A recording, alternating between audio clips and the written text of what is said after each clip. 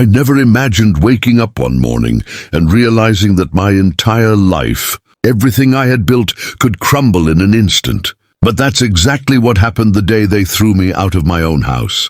I still remember the weight of that moment, the way the air felt heavier, the silence thicker, like the world itself had paused just to watch me fall. It started like any other day. I woke up, made my coffee and stepped into the kitchen, expecting the familiar comfort of home. But the second I opened the door, something felt wrong. My heart skipped a beat when I saw them, people I had trusted without question, smiling at me as if I were the intruder. "You're leaving," one of them said, almost casually, as if it was some ordinary chore. No discussion, no warning, just a sentence that shattered my entire world.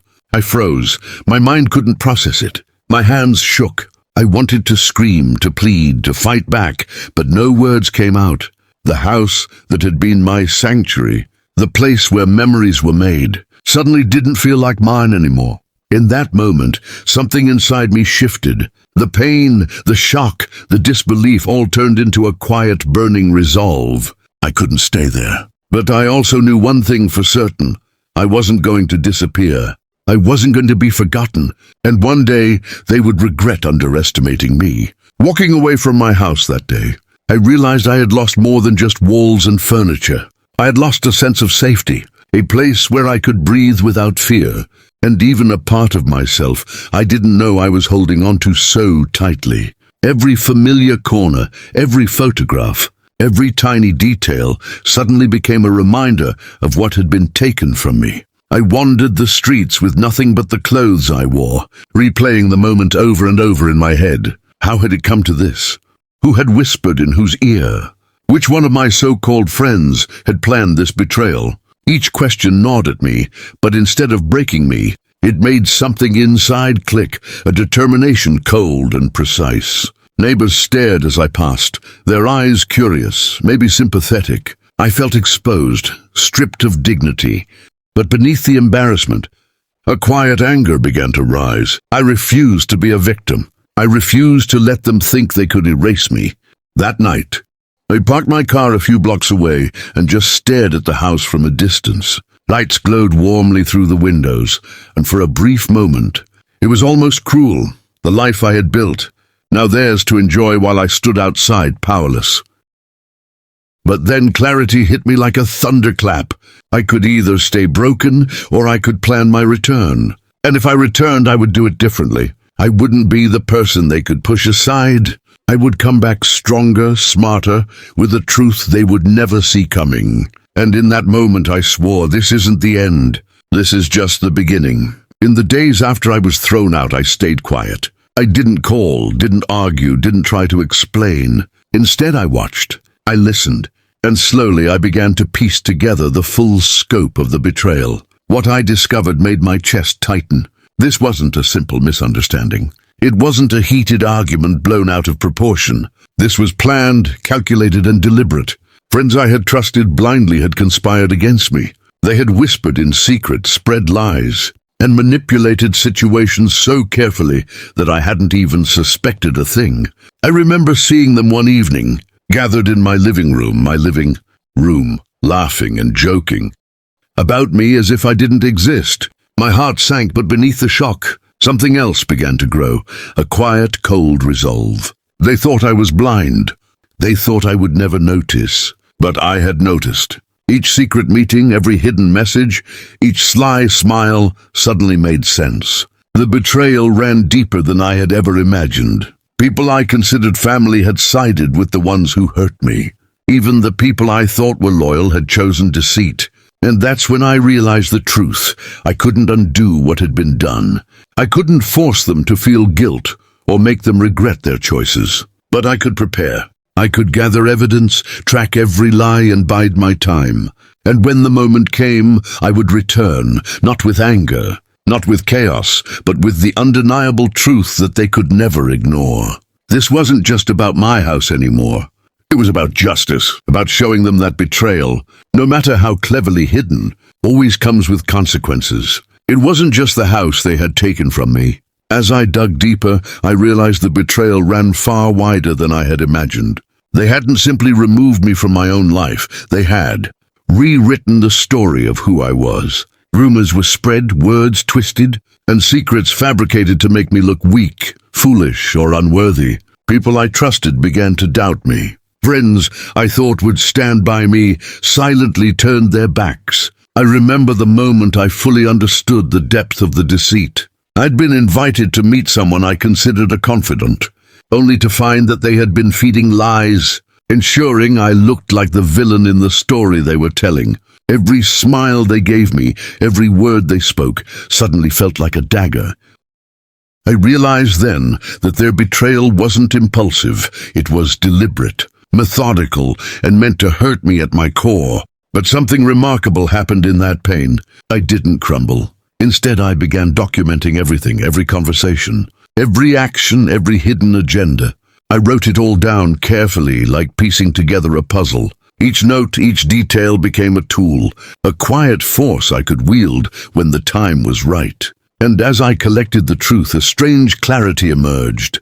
The people who betrayed me had underestimated me. They had assumed that once I was out, I would vanish, that their lies would remain unchallenged. They didn't know that I wasn't just a victim. I was a storm, silently gathering strength, patience, and the evidence they never expected me to have. Because betrayal, as I learned, is never the end. It's the beginning of seeing clearly, and I was ready to see it all. I knew that rushing in with anger would only give them the satisfaction of thinking they had defeated me. True revenge isn't loud. It isn't about shouting or chaos. It's about patience, strategy, and letting the truth speak for itself. I began quietly, reconnecting with people who had been manipulated by them, carefully planting hints without revealing too much. Every conversation was a step in a larger plan. Every observation, every note I had taken became a piece of the puzzle. Slowly, I was building a network of awareness. People who could see the truth if only I guided them. I wasn't seeking to hurt them physically or publicly humiliate them. My goal was to expose the lies, the manipulation, and the betrayal in a way they couldn't deny. Every day I reviewed my notes, checking facts, ensuring every detail was precise. I wanted my return to be undeniable, unshakable, and completely unexpected. Nights were the hardest. I would sit alone, going over my strategy, imagining the moment I walked back into that house. I felt a mix of anticipation and calm, a strange serenity knowing that patience was my ally. Every small victory, every person I subtly convinced, every tiny seed of doubt I planted brought me closer to the moment when the truth would no longer be avoidable. And then one day it was ready. The plan was complete. I wasn't just returning to reclaim a house. I was returning to reclaim my life, my dignity, and to show them that betrayal, no matter how carefully planned, always has consequences. Because the best revenge isn't chaotic, it's quiet, precise, and leaves no room for excuses. The day I returned, I felt a calm I had never experienced before. I didn't knock. I didn't plead. I didn't beg for understanding. I simply walked in, carrying nothing but the quiet certainty of truth. Their smiles, once so confident, froze the moment they saw me. I laid out everything I had uncovered. Every lie, every secret plan, every manipulation they thought I would never discover. I presented it all. Carefully, with facts and evidence they couldn't argue against. I didn't raise my voice. I didn't yell. I let the truth speak louder than any confrontation ever could. And the reactions were priceless. Faces that had once mocked me went pale. Words caught in throats that had once spoken against me. They realized, perhaps for the first time, that I had been underestimated. That the person they thought they could break had been quietly building strength, patience, and clarity while they were celebrating their supposed victory. The house, the life, the sense of control, they all shifted in that moment. I wasn't returning to chaos. I was returning to justice, and it wasn't revenge born of anger. It was triumph born of resilience. In that room, I saw the masks fall. Every lie crumbled. Every manipulation was exposed. And I finally understood the power of truth is unstoppable. It doesn't need shouting. It doesn't need force. It simply exists, and when it is revealed, no one can ignore it. I had returned stronger, not because I wanted revenge, but because I had prepared for it. And in that moment I realized something vital. Strength isn't always loud.